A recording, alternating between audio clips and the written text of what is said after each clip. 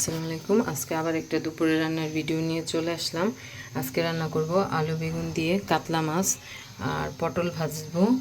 এখানে আছে মিষ্টি কুমড়া ভাজি করব। আর এখানে রান্না করতে পেঁয়াজ, কাঁচামরিচ, ফালি, ধনেপাতা, টমেটো সব কেটে রেডি করে নিছি। প্রথমে আমি তরকারিটা বসাই দিব। এর জন্য কড়াইতে দিয়ে দিলাম তেল, দিব গোটা জিরা, পেঁয়াজ কুচি, যে পেঁয়াজটা একটু লাল করে ভেজে নিচ্ছি, দিয়ে দিলাম আদা রসুন বাটা,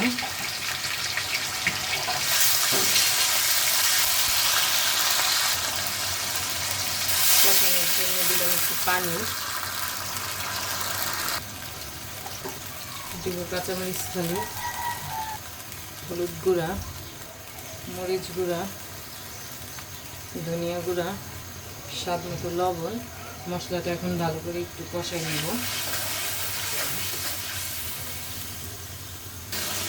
মশলাটা কষানো হয়ে গেছে, এখন ধুয়ে রাখা আলু বেগুনটা দিয়ে দেব।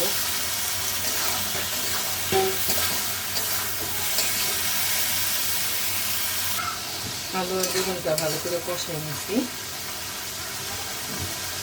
এখন গরম পানির ঝোল দিয়ে দিব।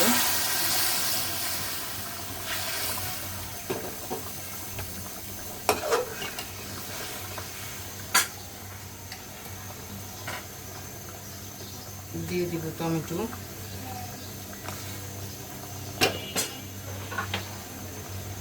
ভেজে রাখা মাছ,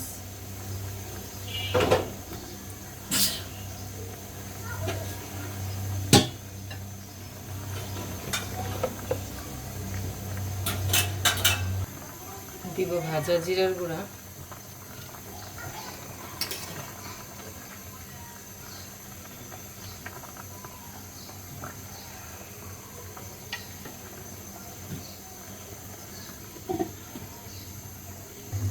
আর এক চুলায় মিষ্টি কুমড়া ভাজিটা বসাই দেব। কড়াইতে তেল দিয়ে দিলাম,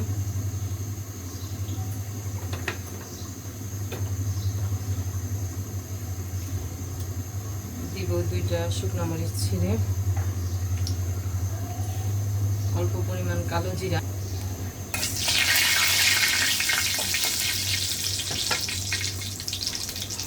তারপরে দিব পেঁয়াজ কুচি, কাঁচামরিচ ফালি, একটু লাল করে ভেজে নিব।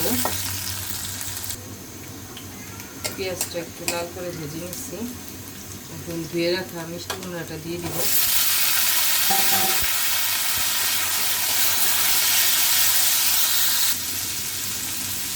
দিব সামান্য হলুদ গুঁড়া,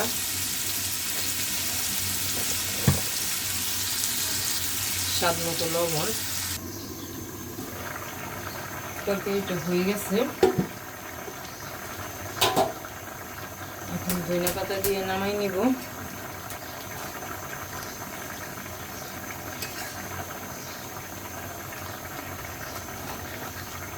দিয়ে একটা বলক দিয়ে নামাই নিব। পটল ভাজার জন্য কড়াই প্যানে তেল দিয়ে দিচ্ছি। এখন পটলগুলো দিয়ে দিব, সবগুলো দিয়ে দিচ্ছি। এখন লো আছে, সুন্দর করে ভেজে নিব। মিষ্টি কুমড়া ভাজিটাও হয়ে গেছে, এখন মিষ্টি কুমড়া ভাজিটা নামাই নিব।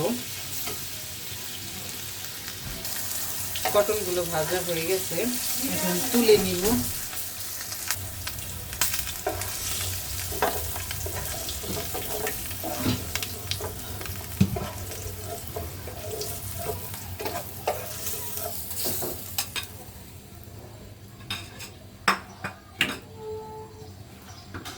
এখন একটু পেঁয়াজ, কাঁচামরিচ ভেজে নিব পটলের উপরে দেওয়ার জন্য।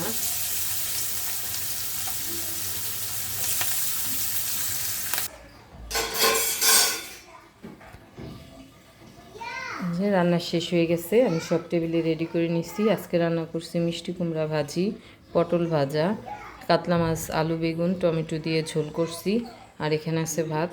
আজকের ভিডিও এই পর্যন্তই। সবাই ভালো থাকবেন, সুস্থ থাকবেন।